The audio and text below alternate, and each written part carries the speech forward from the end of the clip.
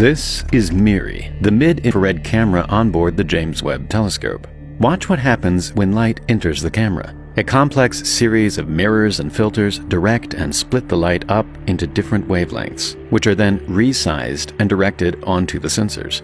With this camera, Webb can see extremely distant stars and galaxies that are completely invisible to the human eye. This is only possible by cooling the camera down to just 6 degrees above absolute zero. But why does it need to be so cold? All of the cameras on board James Webb detect infrared light, which is invisible to the human eye. As light travels through space, its wavelength is constantly being stretched. If something is far enough away, the light will be stretched so much that it is no longer visible by the time it reaches us. This means there is a physical limit on how far we can see into space. Since MIRI's sensors are made from arsenic and silicon, it can detect this super-stretched infrared light and see beyond that limit. These sensors work like regular camera sensors by converting photons of light into an electrical signal. But in order to detect the faint signals of infrared light, the sensors on MIRI have to be extremely sensitive. Increasing the sensitivity, however, introduces a lot of noise. Whenever we point a camera at something, its sensor isn't just detecting what we want it to see. There is so much more light bouncing around us that our eyes simply can't detect. This can trick the pixels in the sensor into registering random levels of light, creating a layer of noise in the image. If the thing you are looking at has a bright enough signal, it will stand out much more compared to the noise. However, if the thing you are trying to image is faint, like the infrared light from a galaxy, you'll need to increase the sensitivity of the sensor, which in turn will drastically increase the noise. Since Webb is detecting infrared light, the problem gets even worse. Every object in our universe emits heat energy, some of which is in the form of light. Most objects aren't quite hot enough to emit visible light, but they do emit a lot of infrared light. Because of this, James Webb itself would emit so much infrared light that its sensors would be completely drowned out. And so, in order to limit the amount of infrared light produced by the telescope, its cameras need to be kept at a temperature of -234 degrees. In order for MIRI to operate at -267 degrees, it's located behind the massive 5-layer sunshield. This alone reflects so much heat and cools Webb's cameras down to around -234 degrees. But since MIRI is much more sensitive than the other cameras, it faces an even bigger problem: dark current. This is where the atoms inside the sensor itself vibrate and mistakenly register a photon of light, creating more noise. Since temperature is just a measure of how fast an atom vibrates, lowering the temperature will lower the vibration, and therefore reduce the amount of dark current.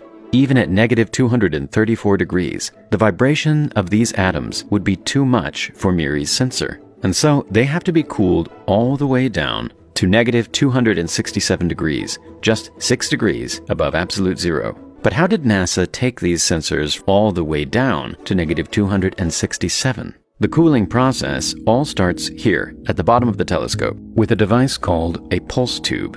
Inside these tubes are 2 pistons, which move back and forth to compress the helium into the pulse tube. Since this movement would create a lot of unwanted vibration, these pistons have to move in the exact opposite direction with precision timing to cancel out each other's movement.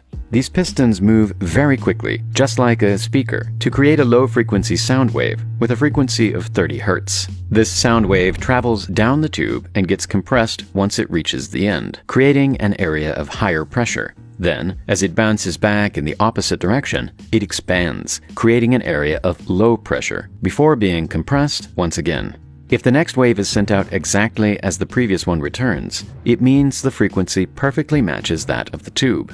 This creates a standing wave, where the areas of high and low pressure remain in the same place. By tripling the frequency, it causes the waves to combine and create a stationary wave with multiple areas of high and low pressure. Since temperature and pressure are related, this also leads to areas of high and low temperature. This alone wouldn't change the overall temperature because the hot and cold parts simply cancel each other out. But if there was a way to extract the hot parts, then the temperature would start to drop. And so 3 heat exchangers made of thin metal sheets are placed at the points where the hot and cold gas meet. These allow the gas to pass through whilst also absorbing some of its temperature, causing a heat gradient to form. The heat from the hot side is pulled out and sent to the radiators via a heat exchanger. Then, the cold temperatures on the other side are also drawn out. This causes the temperature to drop from 27 degrees all the way down to negative 256 degrees at the final heat exchanger.